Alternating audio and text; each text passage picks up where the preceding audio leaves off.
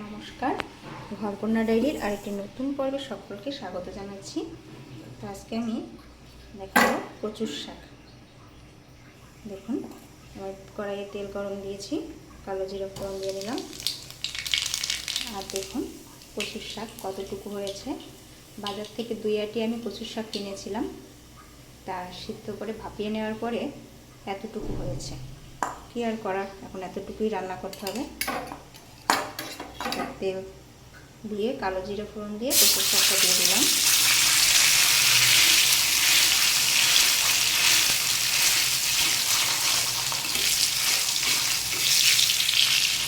এখন যেটা মনে হচ্ছে শাকের থেকে তেলটা বেশি হয়ে গেছে।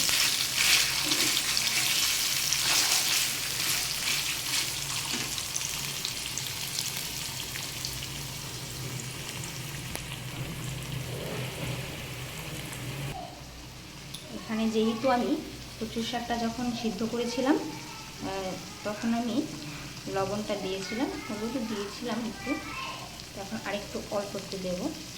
তো হলুদ দিলাম, লবণ আরেকটু অল্প একটু দেবো, আর দেব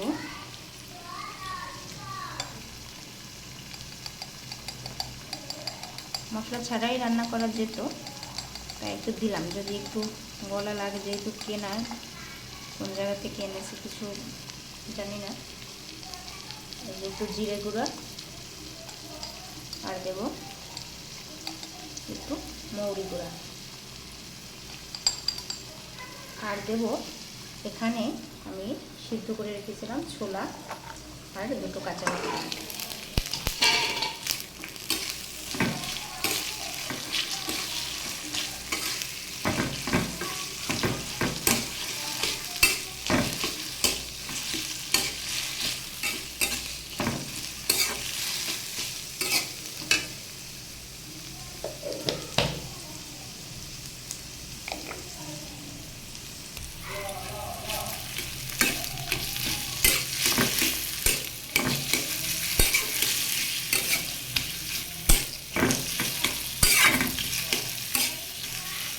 দেখুন খুব ভালোভাবে মিশিয়ে দিচ্ছি।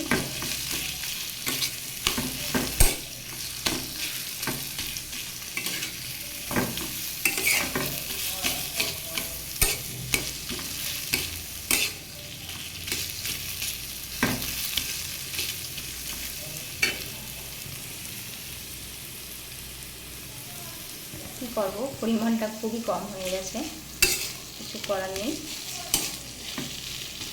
আর যারা ভালো ভালো কমেন্ট করেন তাদেরকে অসংখ্য ধন্যবাদ। আমাদের চ্যানেলটি সাবস্ক্রাইব করে দেবেন, লাইক করবেন আর শেয়ার করবেন। আর আমার এই কচুর শাক রান্নাটা কেমন হলো কমেন্ট করে জানাবেন।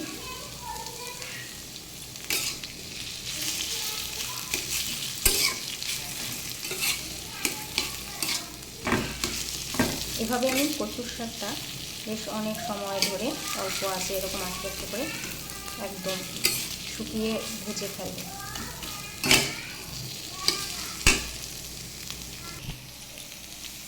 দেখুন দিয়ে এইভাবে খুন্তি দিয়ে আমি এভাবে শাকটা এক পাশ থেকে আর এক পাশে নেব, আবার এক পাশ থেকে আর এক পাশে নেব।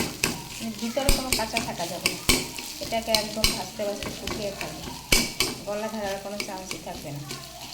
আর যে কচুর শাকগুলো দেখা যায় গ্রামের বাড়িতে, জানি যে এটাতে গলা ধরবে না, সেটা তো নিশ্চিন্তে রান্না করা যায়। এখন এটা তো আর আমি কখনো খাইনি, বাজার থেকে কিনে এনেছি, কীরকম হবে বুঝতেও পারতেছি না। এভাবে নেড়ে চেড়ে সুন্দরভাবে ভেজে নেব। আর লঙ্কাটা আপনারা যে যার পরিমাণ অনুযায়ী দেবেন। আমার লঙ্কাতে একটু প্রবলেম হয়, তাই আমি লঙ্কাটা আস্তে দিয়ে রাখি। স্নেহার বাবা একাই খায়, পুরুষ মানুষ, তা উনি এটা গুলে নিয়ে খায়।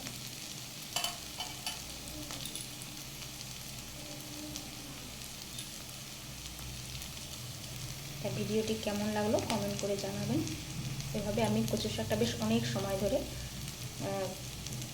চুলার উপরে রাখবো, আস্তে আস্তে পুরো সুন্দর করে ভাজবো। সকলে ভালো থাকবেন, নমস্কার।